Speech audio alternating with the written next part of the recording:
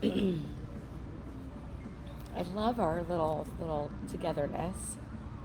Good morning. Breakfast with Sandy.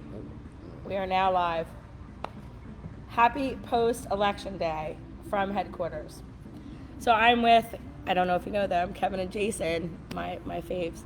And we're here today, so we're teaching what today? Leadership? I mean, we're here all the time. Leadership warrior, yep. Do we live here? I think it's my second home. Kevin and Jason are in New Jersey more than they're at their own homes. So it's a big joke. We should just buy a house in this town so that we can save some money. So I hope all of you are happy, sad, whatever, indifferent, post-election. We are at headquarters today, and we're excited because we're about to entertain about 50 people for leadership. And it's pretty cool because we're just post-election, so leadership meaning whatever it is to you, happy or sad. And for us, it's happy because we get to take people that are in positions with a ton of potential and help them to truly empower themselves so that the companies can deliver better results. So I'm going to ask Kevin and Jason to give me what are you guys thinking about when we think about leadership and what's going to become of these 3 days, and what are we hoping to accomplish before people fighting for our farm animal, which is the goat. Yeah, I think, I mean, the biggest thing for me for this class is developing future leaders. So a lot of the people in the room are not currently leaders, which you can be a leader regardless of your title.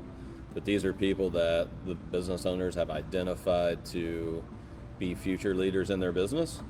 So that's pretty exciting to be part of that developmental program. I think that's probably what I enjoy the most about it. Yeah, I think for me, very similar to what Jay's saying. It's watching these folks come in the door day one, and we've spent a lot of time, a lot of effort, gone outside of our little CEO Warrior world to improve our trainings and such, that it's really interesting to watch the people walk in day one and walk out day three. Yeah, I agree. Especially leadership. Like there's a few of the trainings that we do, like Road Warrior and Sales Warrior and leadership, that you see a physical and mental change in people when they walk in day one and they walk out It could be day the three. food, though. It could be. I'd like to think it has something to do with us. I would like to think so. And the training that we put on and the people, really. I mean, we're facilitators. Right? When they come to train with us, we're facilitators. We give them all the tools, the resources, and the action items. It's up to them to go home and implement.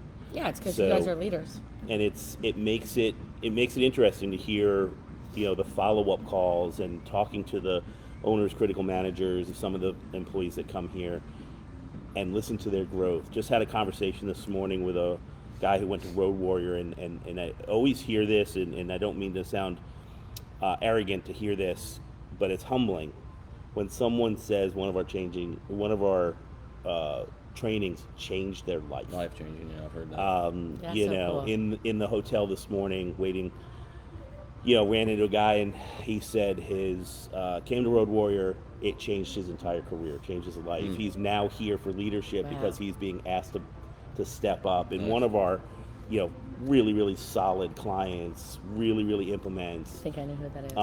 And this guy is an awesome guy, family person, and here he is putting in the work, putting in the time, going home and implementing, and now he's going to have the ability to not only change his life, but leaving here, he might be able to change other people's lives. And that's what a leader is, right? I mean, I really look at it. It's not about, you look at manager, leader, and I always say that I'm not really that great of a manager, thanks to my team.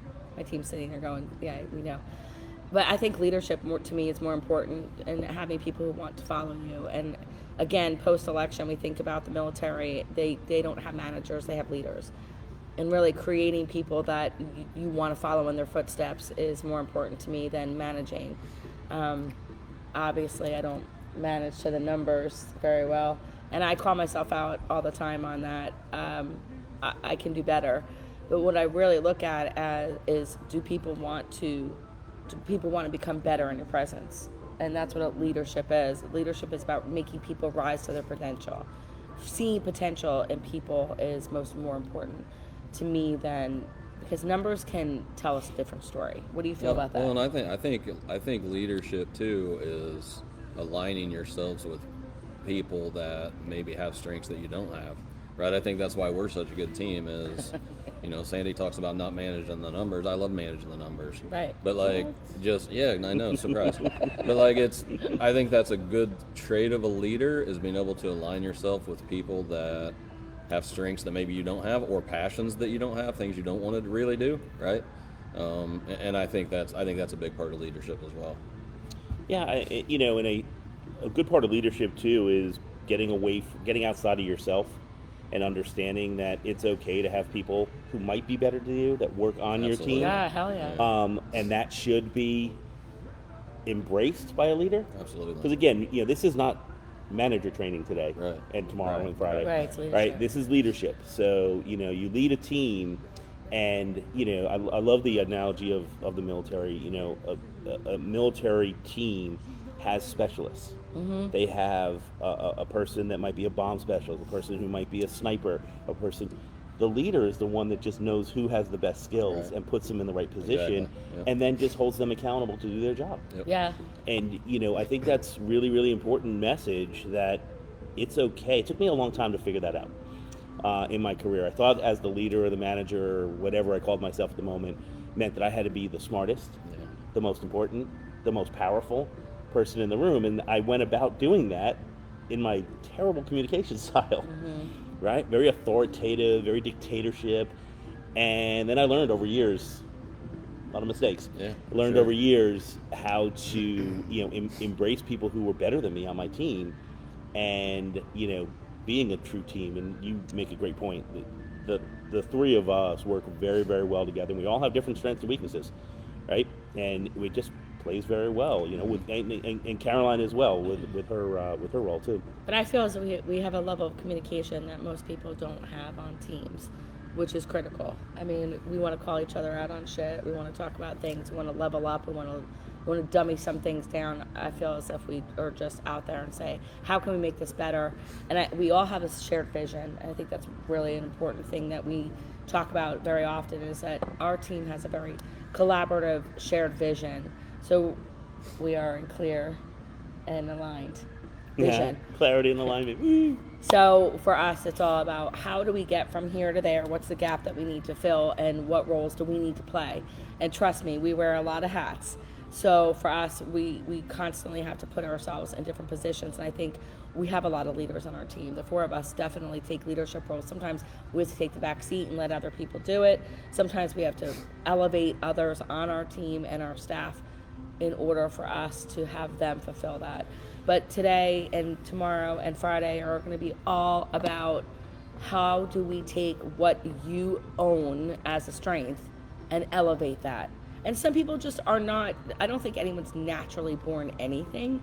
I think we have attributes that can be trained and elevated. And that's what we're going to find out in this room in the next couple of days. And I think it's super cool that we have that ability, that we can change lives, and I'm grateful and thankful. So November 6th today, on our post-election win, whoever won. I just want to thank everybody for coming to Breakfast with Sandy and realizing that we're always here for you guys. Clients or not, reach out, let us know what you're struggling with, what you need guidance with, support with, and 100% we're here for you. Guys, anything else? No. Nope, that's good. Yeah, All have right. a fantastic day. Have a fantastic day.